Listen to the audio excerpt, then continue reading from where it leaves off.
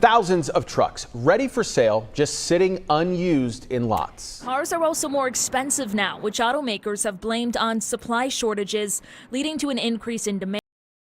Thousands of trucks ready for sale, just sitting unused in lots.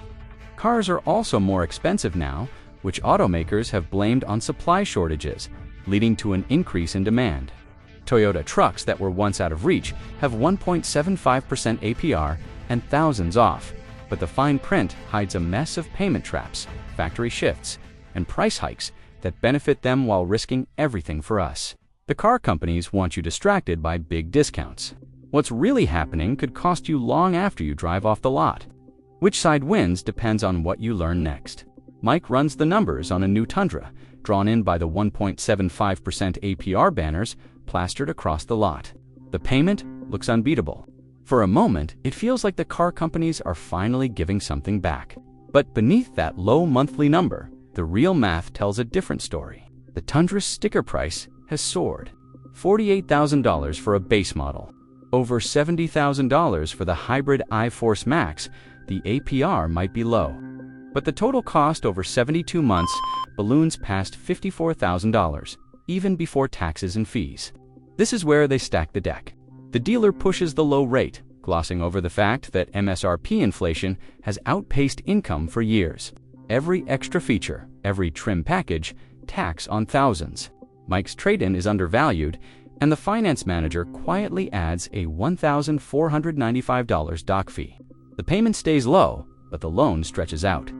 Over 6 years, Mike pays more in principal than ever before just to say he's getting a deal. Toyota's 1.75% APR is below the average new car rate, which hovers near 6% nationally. But the catch is the price. The company keeps the focus on the monthly payment, not the total obligation. Dealers know most buyers fixate on what comes out of their paycheck each month, not the mountain of debt that sits behind it. The illusion works until Mike adds up the numbers and realizes he's handing over $10,000 more than he would have just a few years ago. Inventory pressure is crushing the dealers. Rows of Tundras sit unsold, racking up floor plan interest at rates between 4% and 10%. Every day those trucks sit, the dealer's costs climb. That's why the showroom is filled with urgency. Get the trucks out the door, even if it means slashing the APR, but the company still wins. They set the MSRP high, offer a low teaser rate, and pass the pain down the line. Mike walks away with a shiny new truck and a payment he can afford, but the real cost is buried in the fine print. This is the payment trap of October 2025. Car companies dangle cheap financing to keep the monthly number low, but the total cost keeps rising. The hardworking buyer sees a deal. The dealer clears inventory. The company posts another quarter of record revenue. Mike gets the keys, but he's paying more than ever. He just won't feel it until the last check clears. Mike's loyalty to the Tacoma runs deep. For years, it was the truck you could count on. Built in Texas, priced for working people, and tough enough to last decades. Now that trust is on shaky ground. The latest Tacoma starting at $43,300 for a base model and climbing past $54,000 for a loaded hybrid. Comes with a surprise most buyers never asked for. Every new Tacoma is built in Mexico. Toyota quietly ended U.S. production back in 2021, shifting all North American Tacomas to Baja California and Guanajuato. The company claims it's about efficiency. But the numbers don't add up for buyers like Mike. If moving south was supposed to save money, why did the price skyrocket? The 2025 Tacoma TRD Pro, once a badge of American grit, now wears a $54,985 sticker and a VIN that starts with a 3, the telltale sign of Mexican assembly. The limited trim, which hovered under $40,000 just 5 years ago, now costs more than some full-size trucks. Toyota says it's because of new tech and hybrid options. But for Mike, who remembers when a Tacoma was the smart buy for the budget-conscious, it feels like a slap in the face. He's not alone. Forums are filled with longtime owners venting about paying luxury prices for a mid-sized truck that no longer rolls off a Texas line. Walk into a dealership and the message is clear. Take it or leave it. The sales pitch leans hard on features: wireless CarPlay, hybrid power, advanced safety, but never mentions the build location unless you ask. For buyers who care where their truck comes from, there's no choice. Every 2025 Tacoma, from the base senior to the high-dollar I-Force Max, is stamped Ho and Miko. The company's own press releases confirm it. The Texas plant now builds only Tundras and Sequoias, chasing higher profit per unit. While the mid-size Tacoma gets pushed down the priority list, Mike crunches the numbers and wonders who's really winning. The price jump didn't come with any cost savings passed down. Instead, Toyota pockets the margin.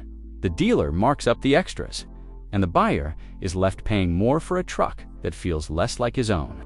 Even the lease deals reflect the new reality. $419 a month for a TRD Sport, I-Force Max with nearly $5,000 due at signing. That's a payment once reserved for full-size trucks, not the working man's Tacoma. The company banks on brand loyalty and nostalgia. But for buyers like Mike, the identity of the Tacoma is slipping away. The truck that used to stand for American value now stands as a reminder of how far the car companies will go to protect their profits, even if it means leaving their most loyal customers behind. The Land Cruiser was once the badge of industry. For decades, buyers knew exactly what they were getting. A V8 that ran forever, resale numbers that put luxury sedans to shame, and a reputation earned on rough roads from Africa to Alaska. In October 2025, that legacy is under threat. The newest Land Cruiser ditches the legendary V8 for a 2.4L turbocharged four-cylinder hybrid. Toyota calls it Progress.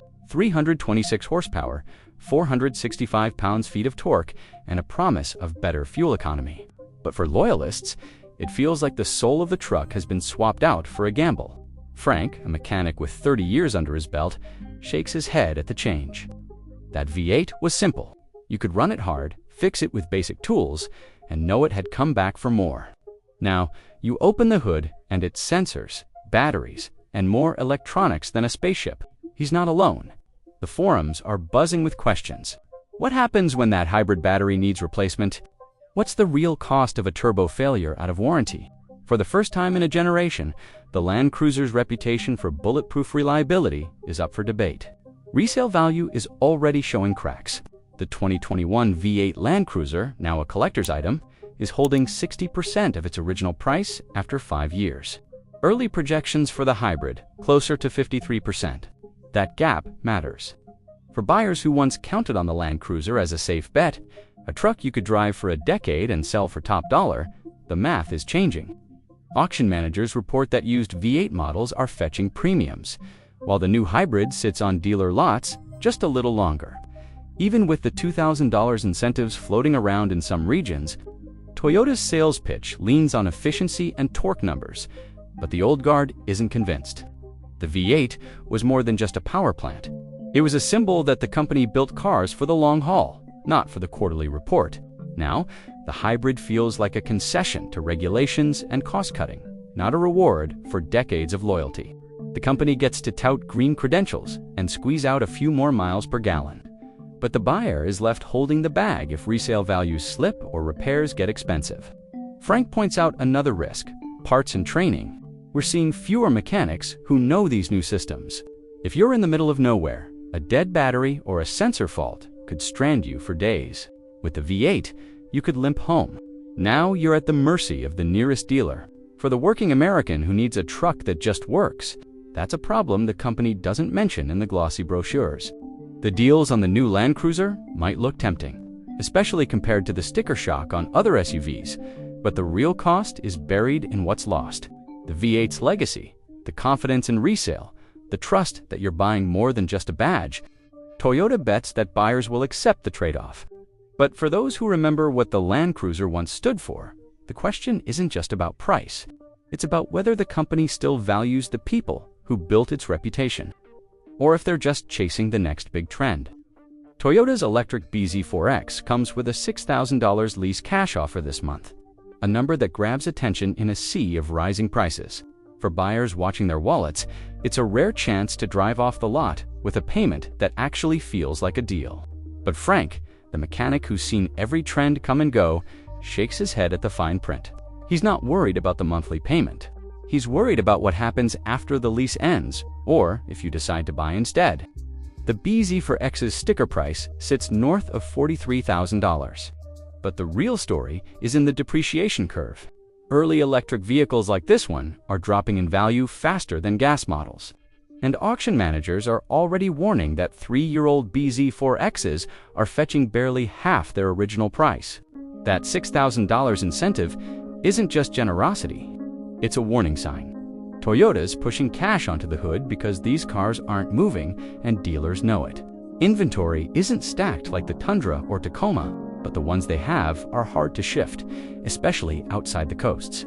Frank's shop has seen the first wave of BZ4X owners come in with complaints that never made the brochure. Charging speed that crawls in the cold, infotainment screens that freeze, and a recall that forced Toyota to halt sales when wheels risked falling off. The factory warranty might barely cover the first big repair, and when the time comes to sell or trade, the penalty lands hard. It's not just about the miles, it's the story behind them. Fleet cars rack up miles fast, often with dozens of drivers and little incentive for careful maintenance. Even if the car runs fine today, the depreciation curve is steeper. Dave's records show that a 3-year-old X-Fleet Camry averages 50% of its original value at auction, while a single-owner car holds closer to 60%. That gap widens with every year and every extra mile. Dealers use the shine and the sticker price to move these cars quickly, but the math always catches up. Dave's advice is simple. If you're thinking about a fleet car, do the math on resale before you sign.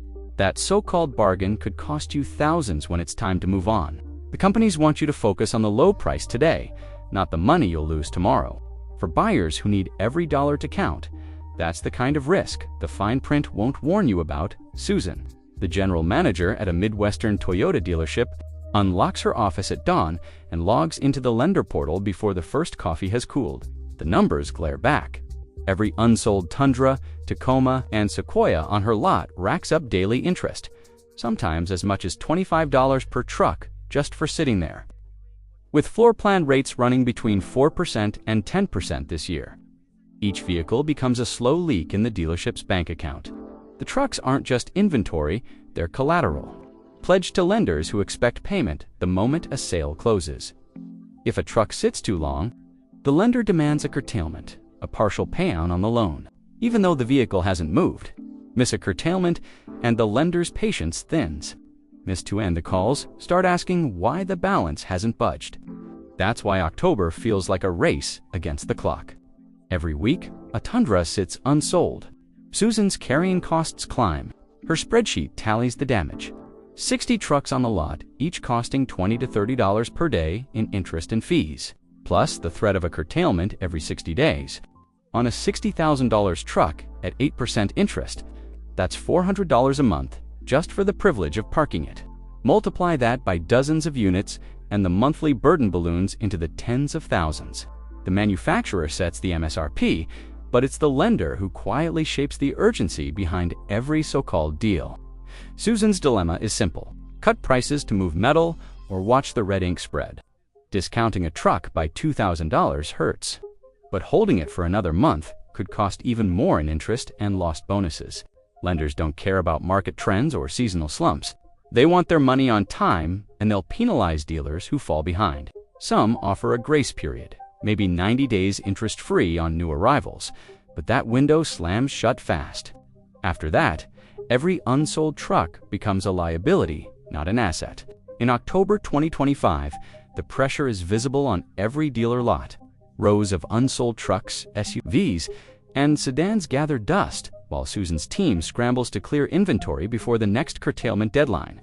The finance manager whispers about lenders tightening terms, warning that a missed payment could mean losing allocation for next year's models, or worse, a freeze on new inventory. The stakes are high, and the clock never stops. That's the real reason behind the deep discounts and frantic sales tactics. It's not generosity, it's survival. Every deal Susan makes is a calculation. Lose a little on the front end, avoid a bigger loss on the back. The company sets the sticker, the lender sets the tempo, and the dealer is caught in the middle, passing the pressure down to the buyer. Some customers sense the desperation. Savvy shoppers, armed with knowledge of floor plan financing, push harder for concessions. They know that the longer a vehicle sits, the more leverage they gain. Susan recognizes the game, but her hands are tied. She can't hold out for top dollar when every day costs her more. The dealership's survival depends on keeping inventory moving and lenders happy, even if it means trimming profit to the bone. The cash crunch isn't just a story about numbers. It's a daily battle fought in back offices and on showroom floors where every unsold truck is a ticking time bomb. For Susan and her team, October is a month of hard choices.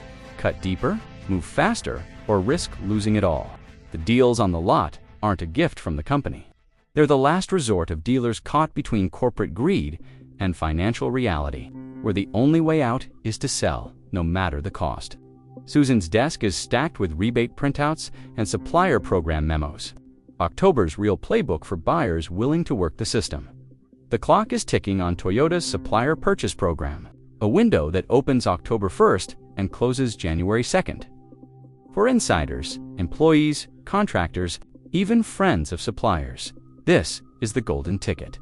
Supplier pricing cuts past the haggling, locking in deals, sometimes $1,500 to $3,000. Below what the average buyer can negotiate, stack that with the month's factory incentives, and the numbers get serious. A new Tundra at $6,000 off sticker. A Camry hybrid for less than last year's base model. The trick is knowing your eligibility and bringing the right documents, proof of employment, a supplier code, and a willingness to walk if the dealer tries to tack on bogus add-ons or dock fees. Negotiation in October is a game of patience and pressure. Dealers like Susan know the rules. Every day a truck sits, her costs grow, but every dollar she cuts from the deal eats into razor-thin margins. Buyers who do their homework, armed with real-time inventory trackers, regional incentive lists, and the latest supplier codes, can flip the script. The best leverage comes in the last week of the month, as curtailment deadlines loom. That's when Susan's team is most likely to approve a deal that was off-limits just days before. She's not giving in out of kindness. She's dodging another month of floor plan interest and a call from the lender. Warranty coverage is the next battleground. Toyota's standard 3-year, 36,000 miles coverage sounds solid. But high-mileage fleet and ex-rental units often have less than a year left, sometimes just a few months. Extended warranties are pushed hard in the finance office, but most are padded with profit for the dealer. The smart move? Price out Toyota's official Platinum plan online before you sign.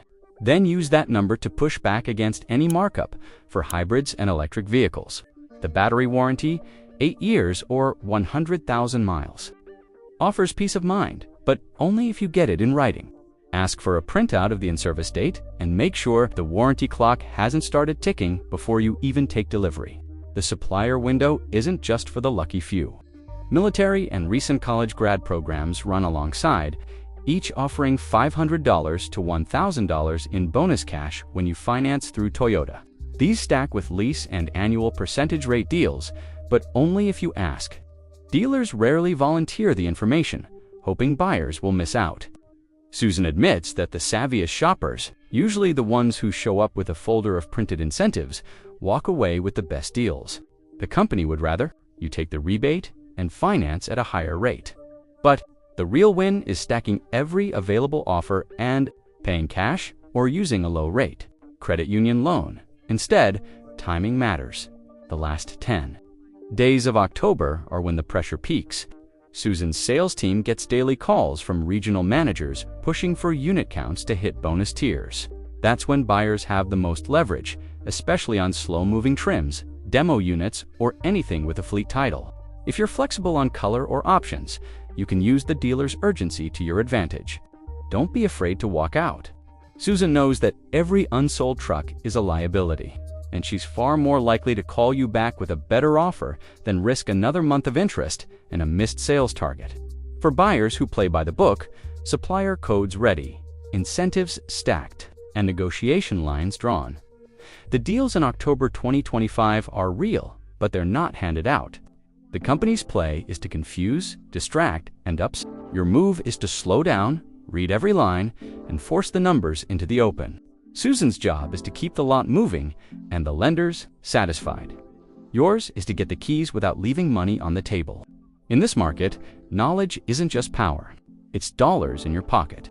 And it's the only way to make sure you're beating them at their own game. In October 2025, Toyota dealers offered up to 73% off select models, an unprecedented shift documented across official incentive bulletins and dealer pricing sheets. For the first time, trucks like the Tundra iForce Max came with 1.75% APR financing. While the Tacomas moved to Mexican, production and rising top trim prices left many longtime buyers questioning value. The Land Cruiser's switch from a V8 to a turbo hybrid and $6,000 in lease cash on the BZ4X showed how even icons and new tech were not spared from market turmoil. Fleet clearance discounts looked tempting, but evidence of hidden wear and steep resale penalties revealed new risks for everyday buyers. These deals were driven not by generosity, but by mounting floor plan interest costs, reaching 10% and pressure from lenders, as confirmed by dealer records. What's still unclear is how long these discounts will last, and which models will hold their value in the long run. The facts show a market tilting in favor of the consumer, but the playbook is still being written by the companies above and by the families who refuse to pay more than a car is worth.